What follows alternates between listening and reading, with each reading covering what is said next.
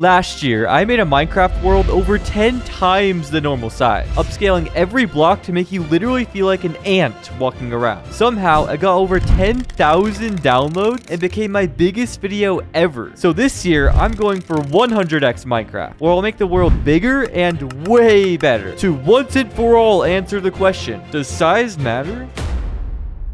The first thing I want to do is make the entire world 10 times bigger than last year's, so I can call it 100x Minecraft, which means I'll need to make a world that has almost 100 billion perfectly textured blocks inside it, making it one of the largest free Minecraft maps on the planet. So how on earth did I pull this one off? Now, unfortunately for me, there wasn't just a tutorial on how to upscale entire Minecraft worlds at this size, because there literally isn't anyone crazy enough to actually do this. Last year when I did it with that teeny world, it took me a week to do all of it, even with the fastest version of World Edit and basically a NASA PC. So I can't just use World Edit to do it again. Luckily, over the past year, I've been learning this new mod called Axiom that's insanely powerful and has let me break over 20 world records for the largest Minecraft builds. So after making this new and improved version of the old world with 8 different biomes, including full villages, ruined portals, and even shipwrecks, I tried using Axiom to just scale the entire thing up first try. Surely nothing could go wrong, right?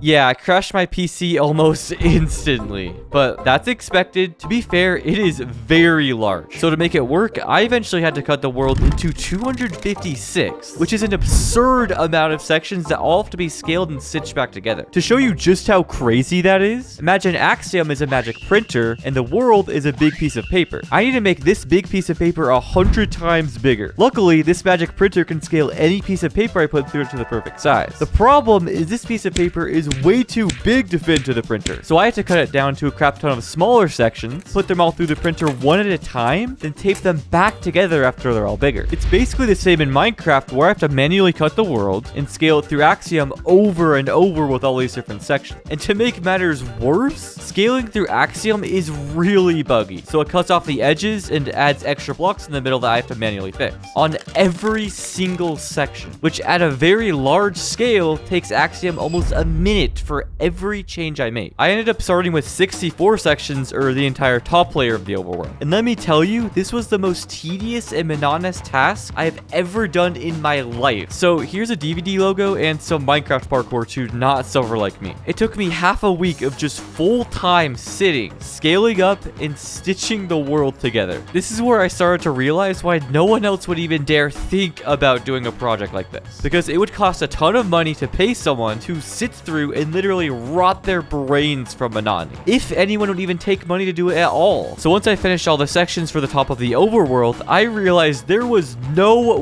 way I could push myself through the rest of the bottom layers that would take around 2 or 3 weeks to do without there being any texture yet, so it would still look scuffed. I genuinely thought this was the end of the map, because I wasn't about to go spend another 3 weeks destroying my sanity. So that was it, the end of 100x Minecraft. We will never know if size truly matters. Until a plugin came to mind called Axiom that someone recommended to me a while back. Axiom is a plugin that helps pro builders make organic shapes and terrain, allowing for cool builds like this and this thing. Now, it's not intended for this at all, but it turns out it also has a scale tool. So screw all those other features, I want scale. The problem is the website says the scale tool is really buggy, and the plugin costs $20 without any free demos or anything. But I was so desperate for anything better than Axiom to save the project, so as a last resort effort, I bought Rion and tried it out. Boy, did it deliver! Not only was it able to perfectly scale the sections without any bugs at all, but it could do them in 11 seconds. 11! That's like making the magic printer print at light speed. Using it, I was able to scale all the lower sections in just 2 days. 5 times quicker than Axiom. So, not sponsored at all, but go download Rion if you want a goated building plugin. With that, the entire overworld was now big overworld. This thing is so big that even with my basic NASA PC, I can't even render 1/10 of the top of it. And it is gorgeous, except for all the texturing that I need to do next. Unfortunately, Rion doesn't have a make world look unscuffed tool, so I have to go and make every type of block that's in the world, but bigger, which sounded really simple and easy until I analyzed the world and got this giant list of blocks I have to make. And for each one, I have to manually convert it into Minecraft blocks, use Axiom to turn it into a 3D block, then save it as a world edit schematic. To be fair, all the normal blocks and even some special blocks like flowers were really easy and fast to do. The problem is all the blocks that have rotations. For blocks like stairs, fences, and even beds, there are a ton of different versions for each that all have to be individually made, because if you rotate them afterwards, they end up looking like this. It took another week of just making blocks in their different rotations, not even getting to add them to the world yet. Every single one rotting my brain out because of how mind-numbing they are to do.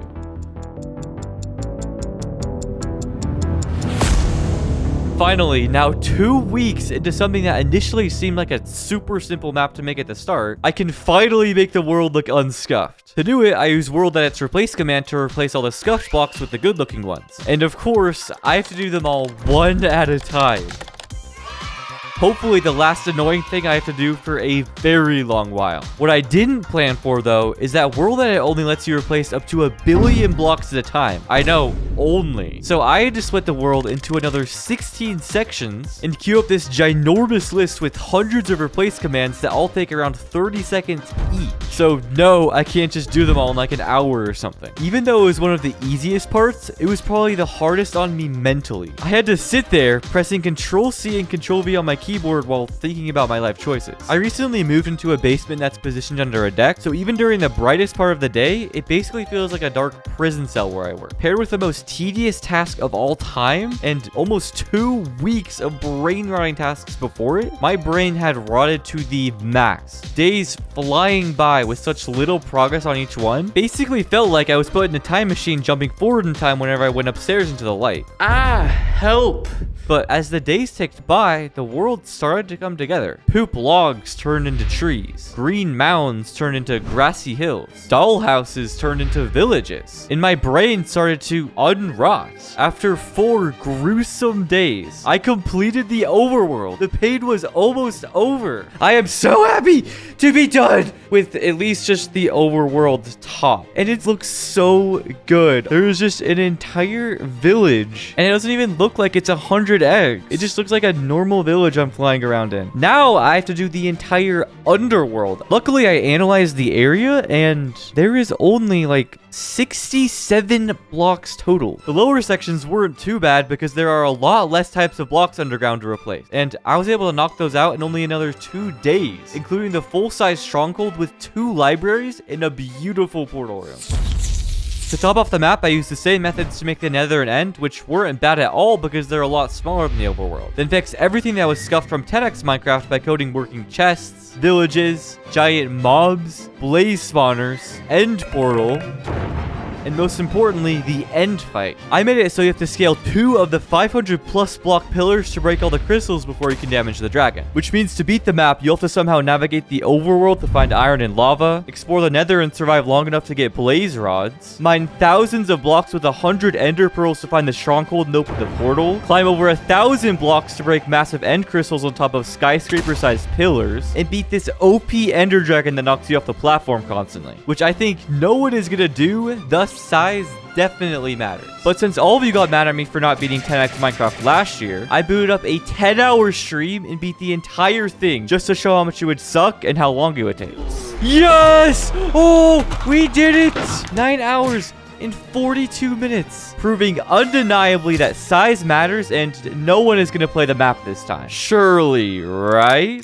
If you're crazy enough to even want to think about downloading it, you can try it for free on my Planet Minecraft. I really appreciate you for watching, and more insane maps will be coming later this year. Bye!